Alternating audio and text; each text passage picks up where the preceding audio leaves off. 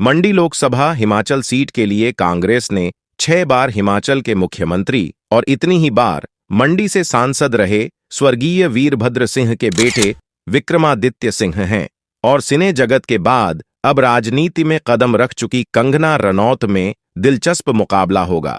गत लोकसभा में उपचुनाव जीतकर सांसद बनी विक्रमादित्य सिंह की माता प्रतिभा सिंह ने इस बार पहले ही चुनाव न लड़ने का ऐलान कर दिया था, जिस कारण कांग्रेस हाईकमान ने विक्रमादित्य सिंह को मैदान में उतारा है। यह चुनावी दंगल कई मायनों में रोचक होने के साथ साथ हिमाचल का हाई प्रोफाइल मुकाबला बन गया है। सभी जानते हैं कि कंगना भाजपा हाईकमान के साथ अपनी नजदीकियों के कारण पैराशूट से चुनाव मैदान में उतरी हैं और पार्टी यह इसलिए भी बहुत मायने रखती है क्योंकि उस समय जयराम के नेतृत्व में भाजपा की प्रदेश में सरकार थी। गत वर्ष में प्रदेश में आई प्रलयकारी प्राकृतिक आपदा से जिस प्रकार सुक्खू सरकार निपटी और स्वयं सांसद प्रतिभा सिंह और उनके पुत्र लोक निर्माण मंत्री ने मंडी क्षेत्र के लोगों को राहत पहुंचाने तथा उनके दुख दर्द में शामिल होने के प्रयास किए, उससे प्रभावित क्षेत्रों में विक्रमादित्य की लोकप्रियता बढ़ी है। अपनी हिंदू धर्म में आस्था और कांग्रेस के विरोध के बावजूद विक्रमादित्य राम मंदिर उद्घाटन के समय अयोध्या पहुंचे। उससे हिमाचल, जो हिंदू बाहुल्य प्रदेश है, में उनका सम्मान बढ़ा है और भाजपा इस सीट पर धर्म का लाभ नहीं उठा पाएगी, लेकिन उन्हें कुछ नकारात्मक मुद्दों से नुकसान भी उठाना पड़ सकता है, जिनमें प्रदेश सरकार द्वारा अपने वायदों को पूरा न कर पाना मुख्य है। पैसे की कमी इस चुनाव में विक्रमादित्य और अन्य कांग्रेस प्रत्याशियों को अवश्य खलेगी, क्योंकि धनाभाव के कारण प्रत्याशी साधन संपन्न भाजपा के प्रचार का मुकाबला नहीं कर पाएगी। कांग्रेस में मची आपसी खींचतान के कारण मंडी से प्रत्याशी विक्रमादित्य सिंह के समक्ष दो चुनौतियां हैं। मंडी के प्रतिष्ठित स्वर्गीय पंडित सुखराम का कांग्रेस परिवार किनारा कर चुका है।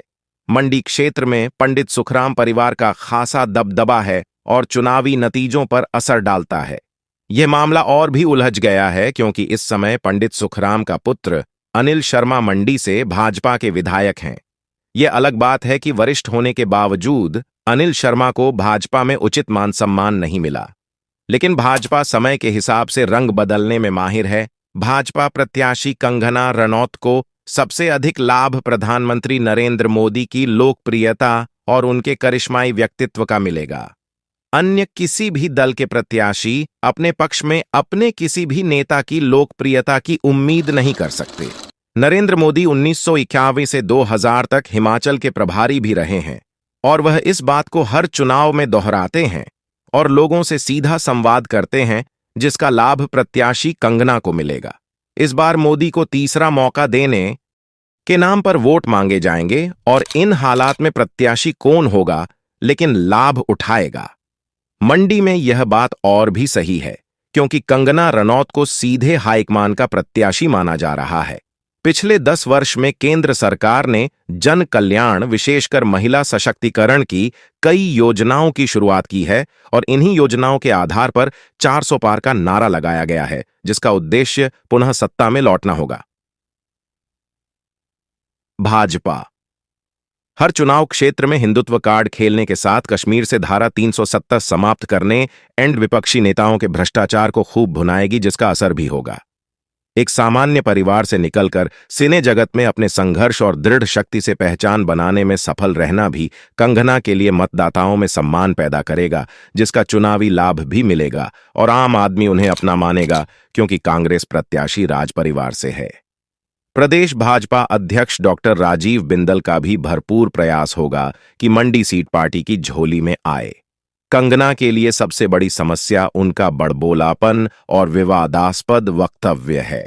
सभी जानते हैं कि सिने अभिनेत्री होते हुए उन्होंने न केवल अन्य महिला एंड पुरुषों पर विवादास्पद बयान दागे, जो सिनेमा जगत का अभिन्न हिस्सा हैं, बल्कि राजनीतिक हस्तियों पर भी कटाक्ष किए जो मोदी के विरुद्ध हैं। अब भी लोगों का मानना है कि चुनाव प्रचार के दौरान भी वह ऐसे बयान दे सकती हैं जो उनके लिए हानिकारक होंगे, क्योंकि हिमाचल के मतदाता प्रत्याशियों से शालीन व्यवहार की अपेक्षा रखते हैं।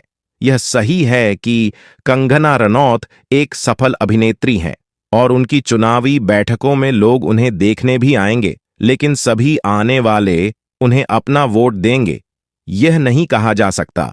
कंगना को राजनीतिक दांव पेंच का अनुभव नहीं है और इतने कम समय में सभी 17 विधानसभा क्षेत्रों की सही जानकारी और लोगों की अपेक्षाओं से बेखबर होना संभव नहीं है।